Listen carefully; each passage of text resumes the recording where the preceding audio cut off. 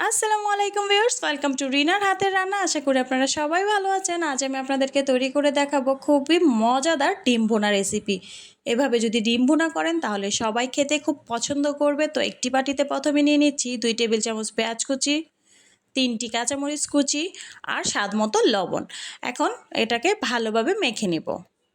সবসময় ডিম একইভাবে খেতে ভালো লাগে না, তো সেক্ষেত্রে যদি এইভাবে ডিমটা ভুনা করেন খেতে কিন্তু অসম্ভব মজার হয়। তো আমি দিয়ে দিচ্ছি 3টা ডিম। আমি এখানে 3টা ডিম নিয়েছি। ডিমটাকে ভালোভাবে ফেটিয়ে নিব।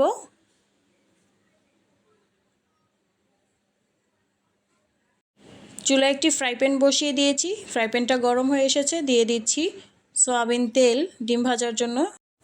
তেলে ডিম ছাড়ার যে ভিডিওটা সেটা স্কিপ হয়ে গেছে, তো আমি ডিমটা দিয়ে দিয়েছি। তো উপর থেকে ডিমটা একটু ছড়িয়ে দিচ্ছি।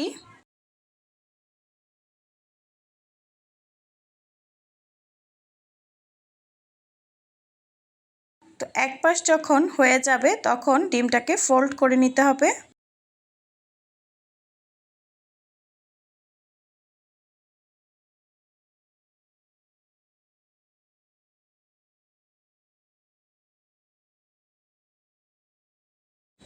তো ডিমটা ভাজা হয়ে গেছে। তো এটাকে আমি 3 টুকরো করে নিচ্ছি। আপনারা চাইলে আরও ছোট টুকরো করেও নিতে পারেন।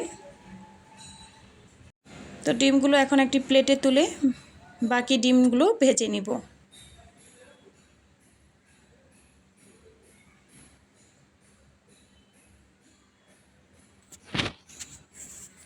তো এক পাশ হয়ে গেছে, এখন আমি এটাকে ফোল্ড করে নিচ্ছি।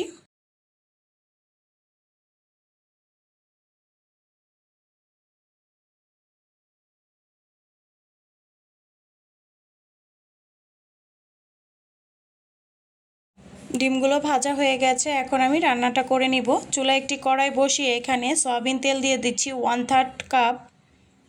তারপর হাফ কাপের থেকে একটু বেশি পেঁয়াজ কুচি দিয়েছি। পেঁয়াজটা একটু সফট করে ভেজে নিব।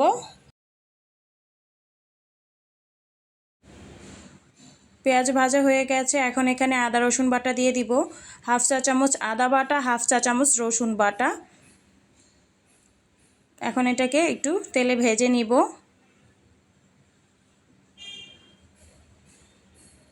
তো দিয়ে দিচ্ছি সামান্য পরিমাণ পানি মশলাটা কষানোর জন্য। দিয়ে দিচ্ছি হাফ চা চামচ হলুদের গুঁড়া, 1 চা চামচ মরিচের গুঁড়া, আপনারা ঝালটা বাড়িয়ে বা কমিয়ে দিতে পারেন, হাফ চা চামচ ধনিয়ার গুঁড়া, জিরার গুঁড়া 1/4 চা চামচ, আর গরম মশলা গুঁড়া দিয়ে দিয়েছি 1/4 চা চামচ। এখন এগুলোকে ভালোভাবে নেড়েচেড়ে মিশিয়ে নিচ্ছি। তারপর দিয়ে দিচ্ছি স্বাদ মতো লবণ। এখন ঢাকনা দিয়ে ঢেকে মশলাটাকে আমি ভালোভাবে কষিয়ে নিব।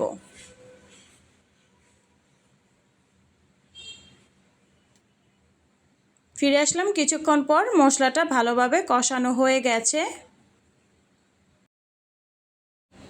ঝোলের জন্য পানি দিয়ে দিচ্ছি 1.5 কাপ।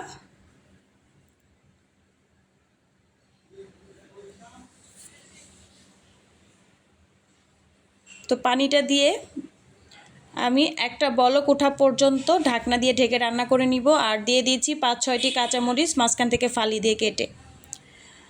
তো ঝোলটা বলক উঠে গেছে। তো এখন এখানে সেই ভাজা ডিমগুলো দিয়ে দিব।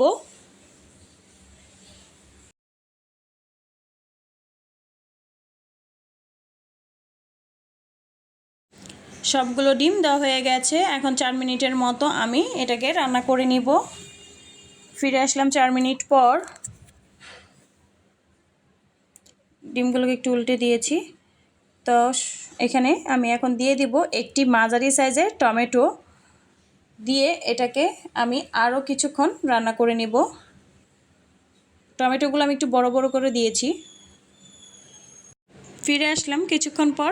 ডিমটা সম্পূর্ণ রান্না হয়ে গেছে, ঝোলটাও শুকিয়ে গেছে, আর টমেটো দিয়েছি সেটাও সিদ্ধ হয়ে গেছে, দেখুন।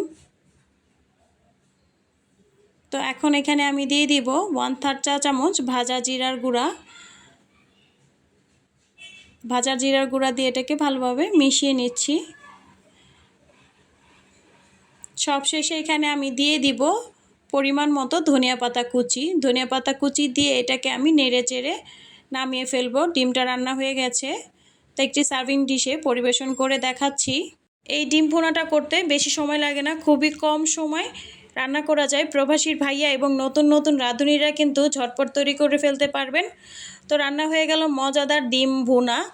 আপনারা বাসায় কিন্তু অবশ্যই ট্রাই করবেন এবং খেয়ে বলবেন কেমন লেগেছে। তো আমার এই রেসিপিটি যদি আপনাদের ভালো লেগে থাকে তাহলে অবশ্যই লাইক, কমেন্টস এবং সাবস্ক্রাইব করবেন। পাশে থাকা বেল আইকনটি প্রেস করে রাখবেন। আপনার একটি মূল্যবান লাইক অ্যান্ড কমেন্টসে আমাকে নতুন নতুন ভিডিও তৈরি করতে উৎসাহ জাগায়।